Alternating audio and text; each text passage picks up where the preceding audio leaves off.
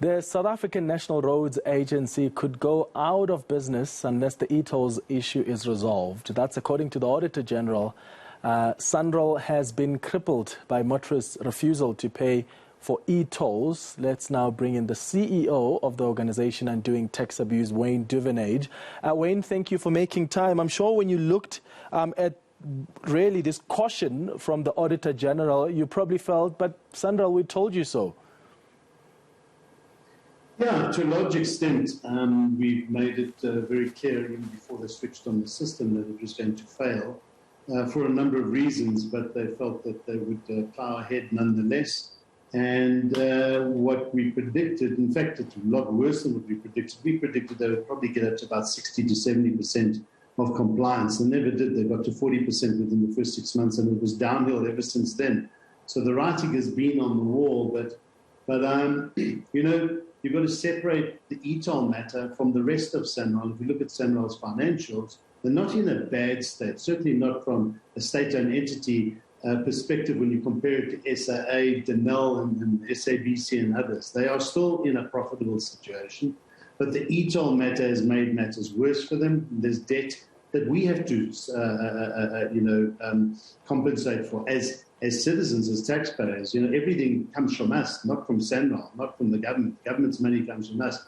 And we have to find the solution, but they continue to kick this can down the road, and when in actual fact they have already applied the solution, which is grants from Treasury. So we don't understand what the problem is. They must just get on with making this decision on e-tolls.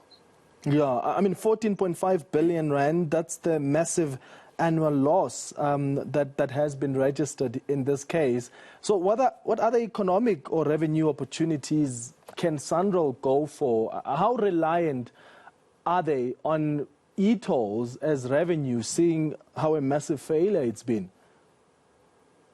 Well, that 14.5 billion rand is depending on what you're talking about, it's either their accumulated losses over a number of years. This financial year, they haven't made a loss, they've made an operating profit, and after all their finance costs in it, they've made a profit of 380 million rand. So it's not all doom and gloom, and they've made bigger losses in the past.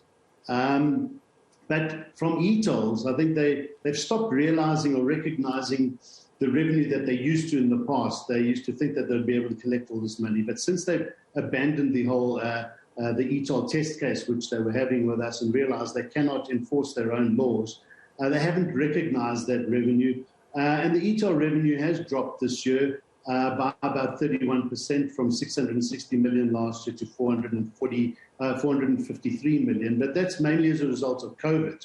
That drop-off is a combination of COVID and less people even paying. We put it down to about 15% of people are probably paying their e-toll bills, the rest aren't.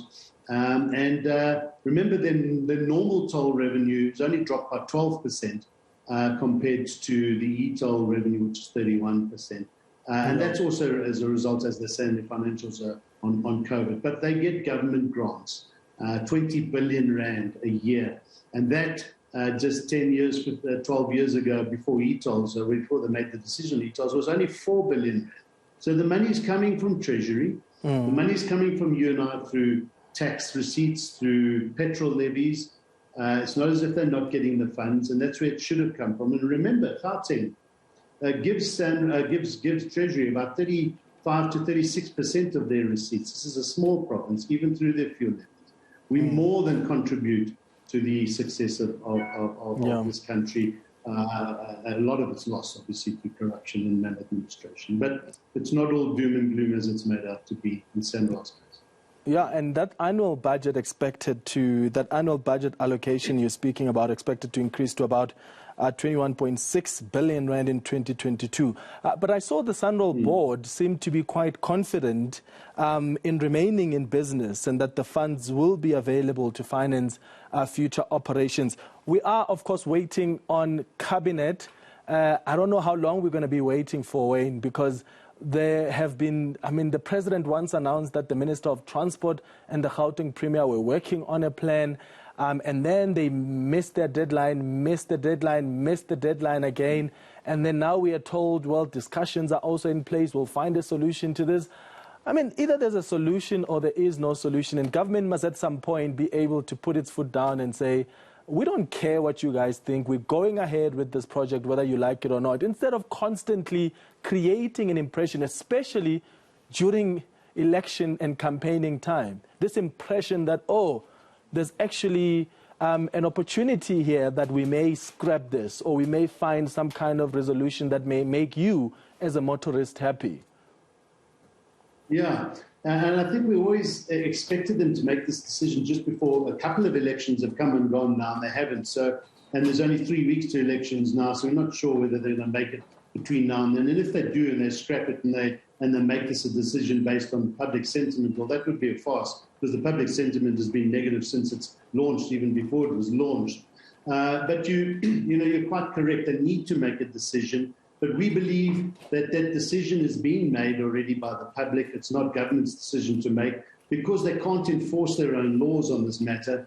They can't, summons you anymore. They've stopped that. They cannot blacklist you. They cannot affect your credit rating. They cannot stop you from getting your vehicle licenses. They understand all of that. So the only way that they're going to have to get the revenue, now if it's not through e-tolling, is the way they've been financing all of Sanral's other non-toll roads, and that is through government grants. And as we said, government grants have gone up a significant amount over the last 10 years, and they have already allocated 14 to 15 billion rand to Sanral for the toll portfolio, of which e-tolls is part of.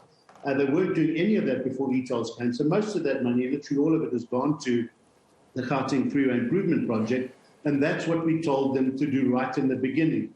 And if they needed to finance it through a new user pay scheme, that all they needed to do was increase the fuel levy, because there was no administration costs in that, by 10 cents. And they went and increased it anyway, since they made the e-toll decision, by 3 rand and odd cents. So they've done everything that we suggested to do, but they also wanted to get money from e-tolls. And that was the sin in all of this, because they would have, if they had have got it right, by the way, Sanral would have earned over 30% of its revenue from 1% of its road infrastructure. That's Gauteng. We would have been over-abused through this e-toll scheme. So well done to the public for standing their ground on this matter.